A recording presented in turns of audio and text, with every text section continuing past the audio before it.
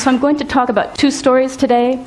One is how we need to use market-based pricing to affect demand and use wireless technologies to dramatically reduce our emissions in the transportation sector.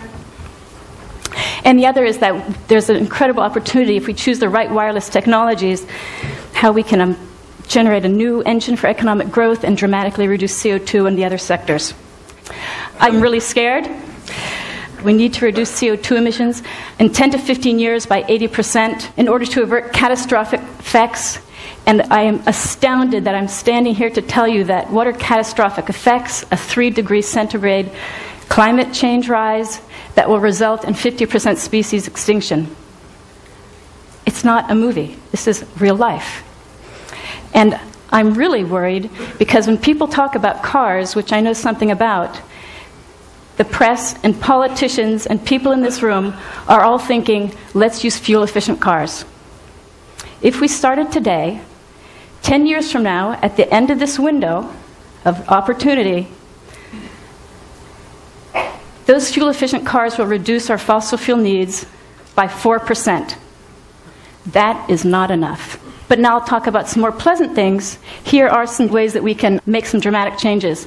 So Zipcar is a company that I founded 7 years ago, but it's an example of something called car sharing. What Zipcar does is we park cars throughout dense urban areas for members to reserve by the hour and by the day instead of using their own car.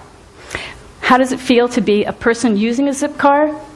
It means that I pay only for what I need. All those hours when a car's sitting idle, I'm not paying for it. It means that I can choose a car exactly for that particular trip. So here's a woman that reserved Mini Mia, and she had her day. I can take a BMW when I'm seeing clients. I can drive my Toyota Element when I'm going to go on that surfing trip. You know, and the other remarkable thing is it's, I think, the highest status of car ownership. Not only do I have a fleet of cars available to me in 7 cities around the world that I can have at my beck and call, but heaven forbid I would ever maintain or deal with the repair or have anything to do with it. It's like the car you always wanted that your mom said you couldn't have. I get all the good stuff and none of the bad. So what is the social result of this?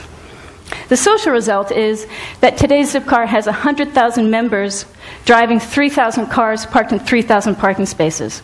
Instead of driving 12,000 miles a year, which is what the average city dweller does, they drive 500 miles a year. Are they happy? The company's been doubling in size ever since I founded it, or greater.